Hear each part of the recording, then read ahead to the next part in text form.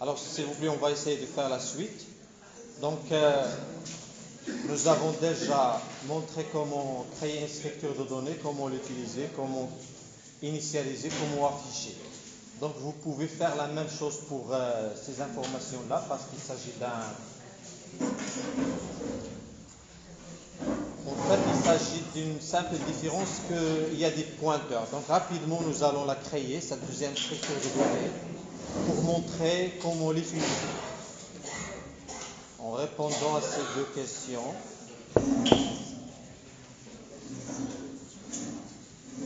voilà, on va utiliser cette manière pour l'utiliser en demandant à l'utilisateur.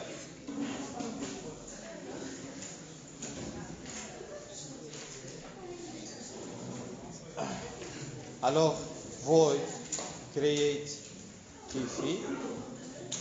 Donc, on va passer un paramètre de type fifi. Et pour le modifier, il faut passer son adresse. Donc, je peux l'appeler f à son tour. Donc, la question demandée, c'est demander à l'utilisateur de saisir les données qui concernent un fichier, à savoir un double, un seul double, ce n'est pas un tableau de double, et une chaîne de caractères. Un tableau de caractères. Comme si vous avez un champ double et un tableau de données. Donc, c'est pareil. Alors, nous allons faire, pour create fichier, nous allons faire print entrée quoi déjà? Nous avons, je pense, XY, la même chose. Donc XY. Entrée X, deux points.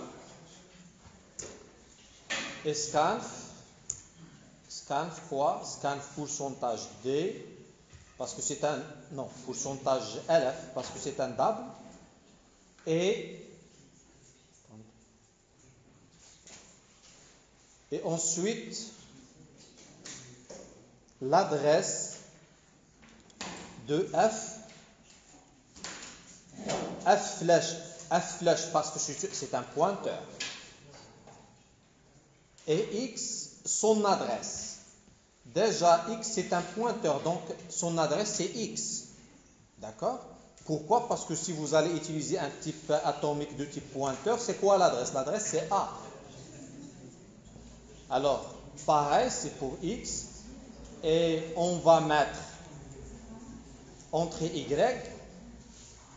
Et ici, scanf Y, mais on va désigner par cette information, on va la considérer comme étant chaîne de caractères.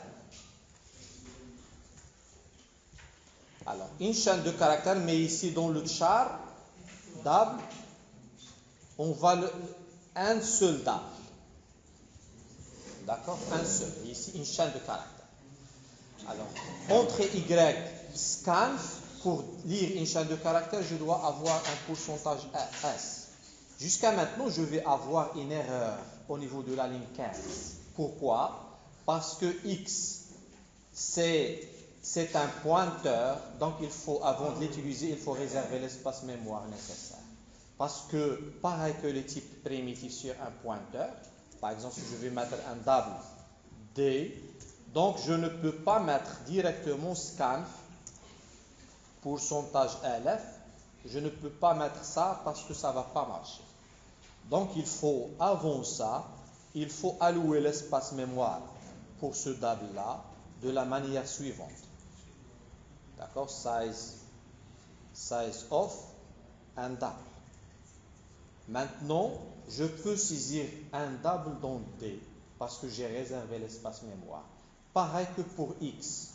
Donc pour le X, avant de vous allez réserver l'espace mémoire pour le X.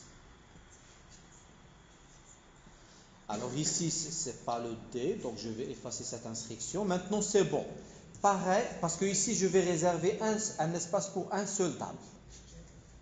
Mais là, pareil, pour le char Y, j'ai une chaîne de caractères. Une chaîne de caractères, donc je vais effacer ça déjà. Pour une chaîne de caractères, c'est pareil. Je vais réserver l'espace mémoire suffisant pour stocker une chaîne de caractères, size of char, mais une chaîne de caractères pour avoir 10 caractères. Bien sûr, cette solution-là d'allocation, elle n'est pas bonne, d'accord? N'est pas optimale. Pour l'optimiser, on a un moyen, on a un astuce. Vous pouvez avoir autre astuce pour optimiser. Par exemple, pour optimiser, qu'est-ce que je vais faire? Je vais utiliser un tableau S, d'accord, de 1000 caractères. Parce que cette solution pose un problème sur deux niveaux. Suite à cette déclaration, suite à cette allocation, j'ai deux types de problèmes. Le premier problème, si je vais saisir plus que 10 caractères, alors problème. D'accord? Si je vais saisir moins que 10 caractères, problème. Je vais perdre de l'espace mémoire. D'accord? Moins de 10 caractères, problème. Un deuxième problème. Même ça, c'est un problème. Donc, comment résoudre ces deux problèmes-là? Un astuce, c'est qu'on sait déjà qu'une réservation statique de la mémoire dans une fonction, cet espace mémoire va être récupéré une fois l'exécution de la fonction termine. Donc, si je vais utiliser un max ici, 1000 caractères, c'est assez suffisant. Je suis sûr que 1000 caractères, c'est assez suffisant. Mais aussi, je suis sûr que après l'exécution, l'espace de S1000 sera récupéré. Mais je vais exploiter cette variable locale pour réserver exactement l'espace mémoire demandé. Alors, c'est quoi l'affaire que je vais faire? Au lieu de faire ça, je vais faire deux choses. La première chose, c'est demander print. D'accord? Et vous pouvez faire cette affaire-là, là où vous aurez besoin de l'allocation, soit dans le main, soit ailleurs. Ici, j'ai besoin de l'allocation dans dans saisir, dans creative. Alors, print, entrer une chaîne de caractères. Qu'est-ce que je vais mettre? Scanf, pourcentage S, et je vais mettre S ici pour le nom de la variable. Je vais saisir. Supposons que j'ai saisi 20 caractères. Déjà 1000 caractères, c'est suffisant. Supposons que je saisis 5 caractères. Donc, suite à cette sélection de scanf, je serai capable de connaître le nombre de caractères saisis exactement. Comment le faire?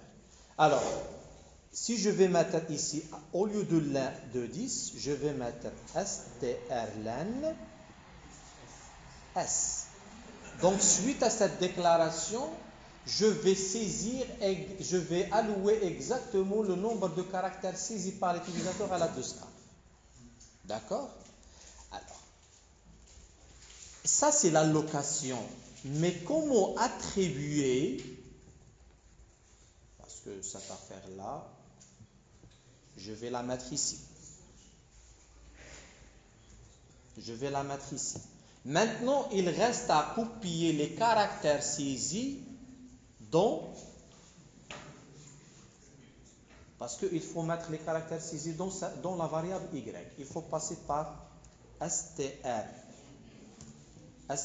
copy, strcp. Oui, mais oui, je sais.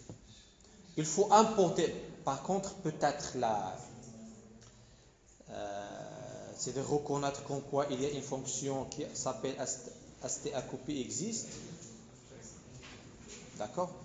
Pour utiliser les fonctions strcopy et strlen, ça dépend du compilateur. Peut-être il y a des compilateurs qui importent ça de manière automatique. Sinon, il faut expliciter cette inclusion. Il faut include le string.h. Maintenant, il faut copier str copie, voilà. Elle reçoit deux paramètres, une adresse et une autre adresse constante. Donc je vais copier dans f flash x, je vais copier quoi? S. Et c'est bon, l'affaire est terminée. Je vais réserver l'espace mémoire juste le nécessaire. Et après l'exécution de create fifi, l'espace mémoire ici sera récupéré, oui? Oui, flash Y. Flash Y parce que c'est Y, c'est la chaîne de caractères. L'allocation doit être après scan. Oui, bien sûr, oui, très bien. Parce que j'avais déplacé ça sans après scan. Oui, exactement. Oui? Pour l'allocation, il faut ajouter un à STRLF pour le anti-slash 0. Quoi? STRLF retrouve le nombre des caractères et ça ne compte pas anti-slash 0. Il faut ajouter un. STRLF de S plus 1. Je pense pas.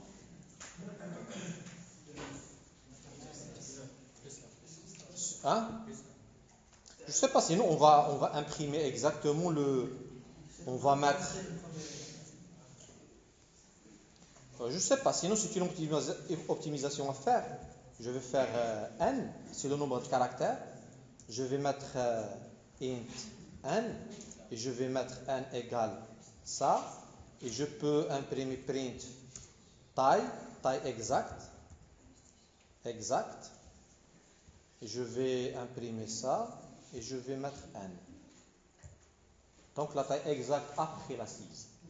Donc sachant que moi j'ai 1000 caractères. Si je vais exécuter, attendez, pour tester maintenant la fonction createFifi, je vais la tester dans le main.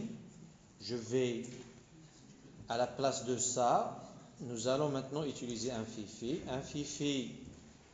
f1, bien fifi 1, et je vais mettre create fifi, et je dois lui passer l'adresse de fifi 1. D'accord? On va voir quel est le comportement de cette fonction. Donc, entrée x, je vais mettre 11. Entrée une chaîne. Maintenant, test. Il y a combien? 2, 4, 5. 5. Pourquoi? Pourquoi ajouter ce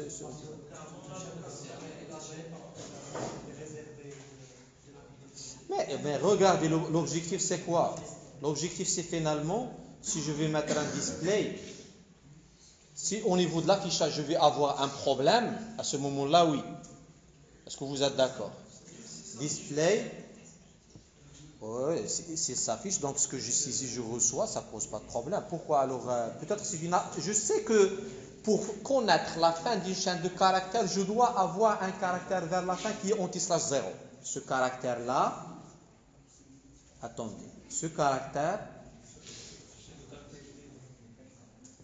parce que le S va obligatoirement terminer avec ce caractère, anti-slash 0. C'est un caractère spécial qui indique la fin de la chaîne de caractères. Mais peut-être ici, c'est déjà inclus. Alors, on va vérifier ça à l'aide d'une fonction qui va tout simplement afficher. Void display, parce que même display fifi, c'est demandé. Display fifi. Alors, je vais passer quoi? D'accord.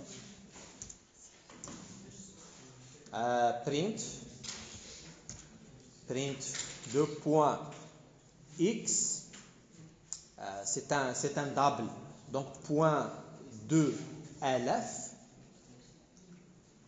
point 2 f, virgule fifi, point x.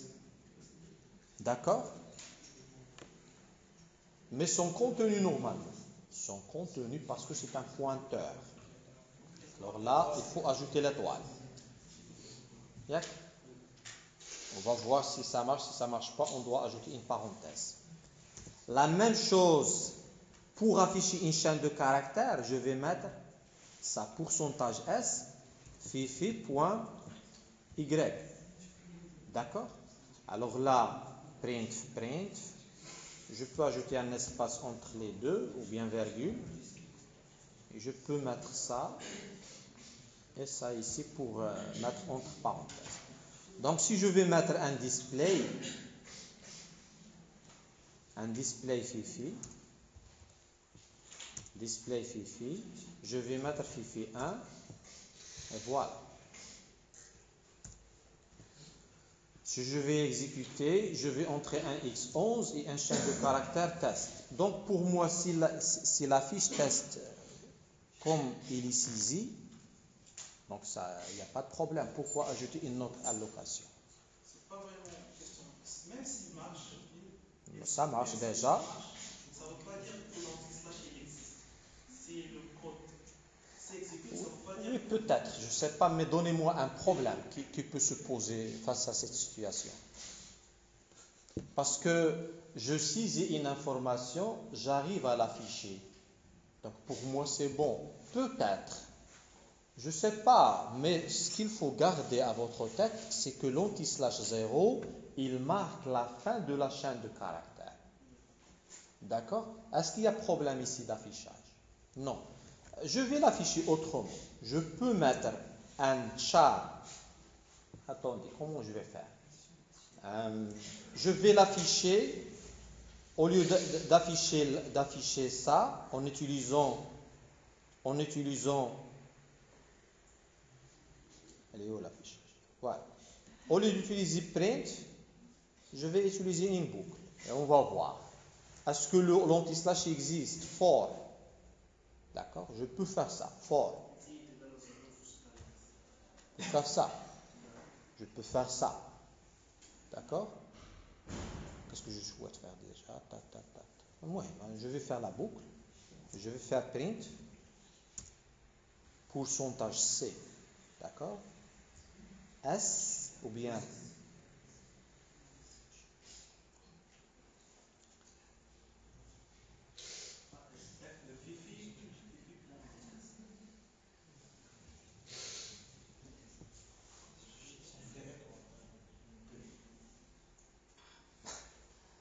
sinon je vais faire ça. L'étoile de ça plus un i. Et je vais mettre un i égale à 0. Donc je dois le déclarer. Et inférieur à... Je ne vais pas faire condition incrémentation, je vais faire i++. Je ne vais pas faire de condition d'arrêt. Et je vais mettre ici, de toute façon, je peux mettre ça. Alors, if,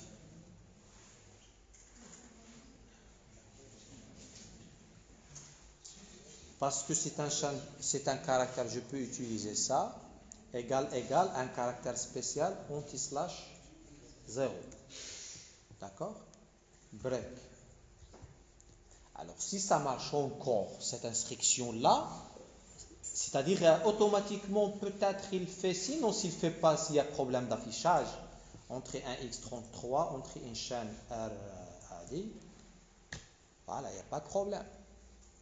Donc, certainement, il y a Oui, logiquement, tu peux faire, mais pour tester. C'est pas ça le problème. Ce que vous devez comprendre, vous comprenez comment ça marche derrière. Et si vous avez un problème, vous devez avoir les capacités nécessaires de réagir pour résoudre ce problème. Parce qu'il faut comprendre la logique derrière. Moi, j'ai compris qu'est-ce qu'il veut dire par l'anti-slash 0.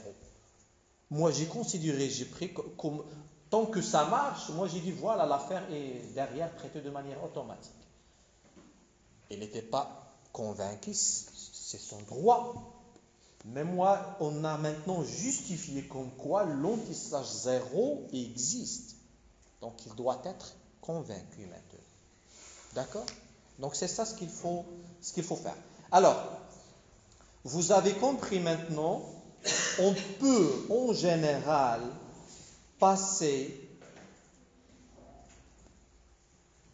Je peux traiter cette structure de données comme je peux traiter cette structure de données. L'affaire, c'est quoi? Modéliser, créer la structure de données, créer, initialiser, afficher. 3 choses. Dorénavant, vous serez capable de modéliser n'importe quel type de problème de ce type-là. D'accord? Alors, dans la suite, nous allons avoir ce type de problème. Comment l'utiliser? Quelles sont les pratiques à suivre? Des règles. 1, 2, 3. Tu as ce modèle? Voilà, 1, 2, 3. C'est ça ce qu'il faut savoir dans la suite. Voilà, je préfère des vidéos de petite taille. Alors, il me faut un travail face à ça parce que cet ordinateur, il n'enregistre pas le son d'une bonne manière.